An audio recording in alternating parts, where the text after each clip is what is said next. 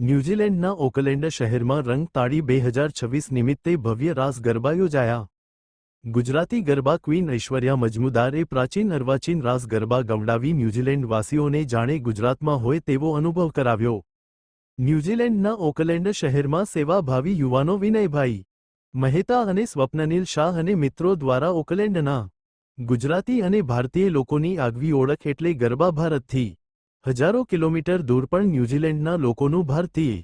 સંસ્કૃતિ અને વિરાસતો આવનારી પેઢીઓ સુધી પહોંચી શકે તે હેતુથી ઓકલેન્ડના નોર્થ શોર ખાતે ઇવેન્ટ ફાઇન્ડા સ્ટેડિયમ ખાતે એક વિશેષ રાસ ગરબાનું આયોજન કરવામાં આવ્યું હતું. આ તકે સેવાભાવી વિનયભાઈ મહેતા અને સ્વપ્નનીલ શાહે તમામ લોકોને આવકારેલ હતા અને જણાવ્યું હતું કે ગરબા અંગે જણાવ્યું હતું કે ગુજરાતી સંસ્કૃતિમાં ગરબો એક નૃત્ય નથી પરંતુ સમુદાય ભક્તિ ભાવના અને વિરાસતનું પ્રતીક છે અને વિદેશમાં વસતા ગુજરાતીઓ માટે આવા આયોજન પોતાની માતૃભૂમિની સંસ્કૃતિ સાથે જોડવાનું મજબૂત માધ્યમ છે. મારું નામ છે ઐશ્વર્યા મજમુદાર અને આજે આપ સૌની સાથે જોડાવા માટે મને ખૂબ આનંદ થાય છે. જોડાવા બદલ આનંદ થાય છે અને એક ખૂબ સરસ અવસર અમને મળ્યો છે કે ગુજરાતની ધરોહર સમા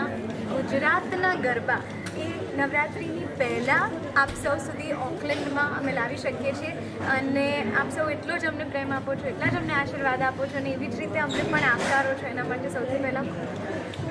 આપનો આભાર અને ઇન્વિટેશન તો ચોક્કસ આપીશ કે માતાજીની આરાધના કરવા માટે અમારી સાથે ચોક્કસથી જોડાઓ, પણ સાથે સાથે એ પણ કહીશ કે આ સંસ્કૃતિ આપણી જે છે તે દેશ વિદેશમાં લઈ જવાનો અમને જે મોકો મળે છે, એ આનંદ મળે છે, એ આનંદ આપ સૌની સાથે અમને વહેંચવાનો જે વધારે આગળ મોકો મળે છે એના માટે અમે ઈશ્વરના ખૂબ ખૂબ ઋણી છીએ, આપના ઋણી છીએ. અને તે સાથે વડાપ્રધાનશ્રી પણ આવ્યા હતા ત્યારે એમણે પણ ઘણી બધી આના વિષયની જ વાત કરેલી હતી કે કઈ રીતે આપણે બધા અહીંયા આવ્યા છીએ અને હવે આપણા સૌની એ જવાબદારી છે કે આપણા દેશનું નામ ઉજ્જવળ કરીએ, રોશન કરીએ અને આઈ એમ શ્યોર આપણે કરીએ જ.